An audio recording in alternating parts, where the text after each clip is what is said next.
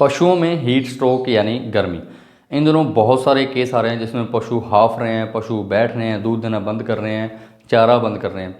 तो इसी के बारे में आज बात करेंगे, हीट स्ट्रोक या हीट स्ट्रेस पशुओं में क्या है और इसका इलाज कैसे किया जा सकता है।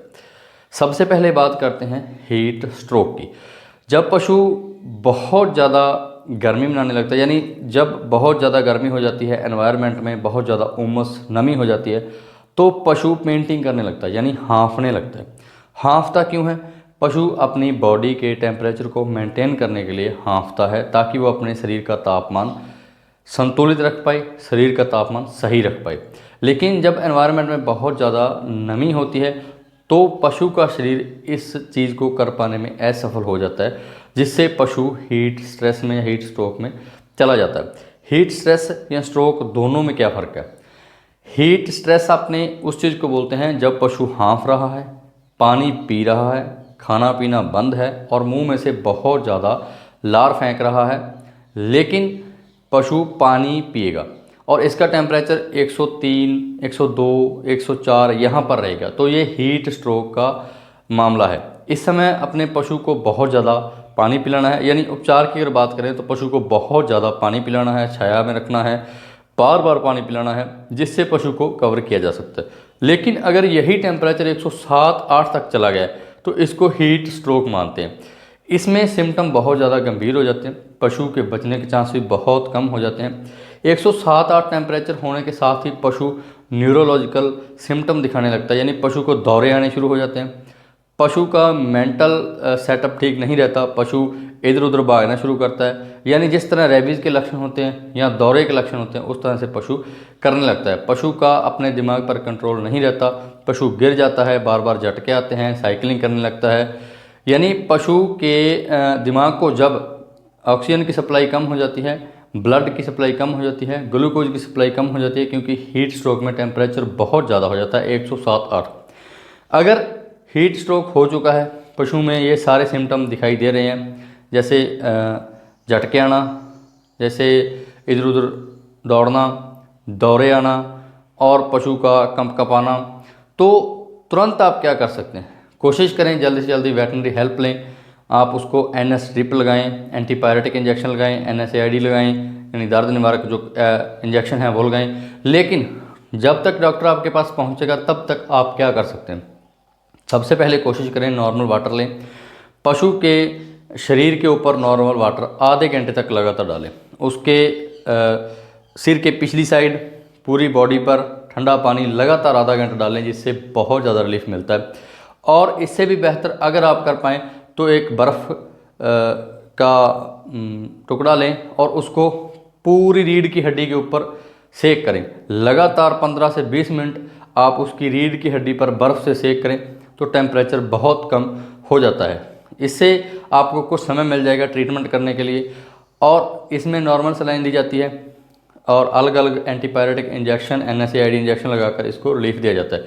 लेकिन जो आप कर सकते हैं उसमें आप बर्फ़ का सेक कर सकते हैं, ठंडे पानी से नॉर्मल वाटर, जो नॉर्मल टेम्परेचर का वाटर है, उसको लगातार आधा घंटा पशु के शरीर पर डालना है।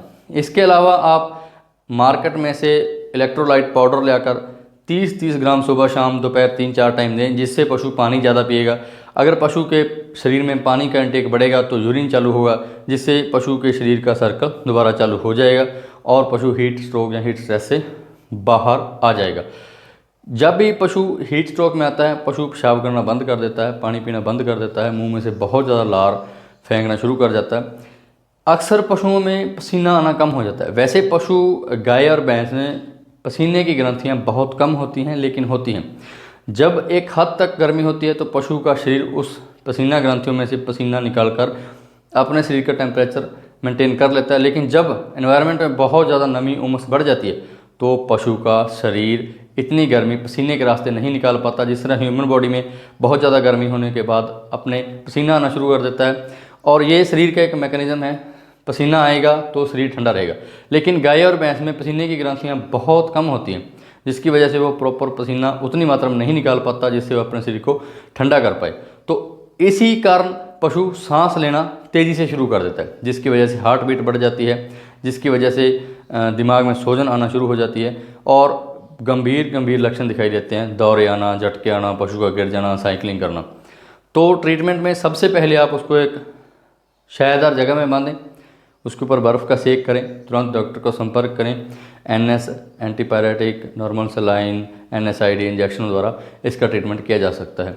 और बाज़ार में और बहुत सारे प्रोडक्ट उपलब्ध हैं, जैसे कूल मैक्स, रेस्टोबल, इलेक्ट्रोवीर, इस तरह से बहुत सारे प्रोडक्ट उपलब्ध हैं जिनका आप यूज़ कर सकते हैं और पशु को हीट स्ट्रोक से बचा सकते हैं। ज़्यादातर हीट स्ट्रोक या हीट स्ट्रेस उन डेयरियों में या उन फार्मर्स के घर पर देखने को मिलता है जिनका पशु बड़ा पक्का है, यानी ईंटों का है, क्योंकि गर्मी की वजह से पशु बड़ा बुरी तरह से गर्म हो जाता है और सभी तरफ से गर्मी होने की वजह से पशु के शरीर का टेम्परेचर भी बढ़ जाता है। तो आप कोशिश करें पशु को कच्ची छत वाली जगह पर, और अगर हो सके तो दीवारें भी कच्ची हों वहाँ पर बांधें। ये एक बहुत बड़ा फैक्टर है जिसकी वजह से पशु को हीट स्ट्रोक या हीट स्ट्रेस से बचाया जा सकता है। जब भी ऐसे आपको सिम्टम मिले तो इसमें आप लापरवाही ना करें, तुरंत अपने डॉक्टर से संपर्क करें और जो भी देसी ट्रीटमेंट आपको बताया गया है वो शुरू करें।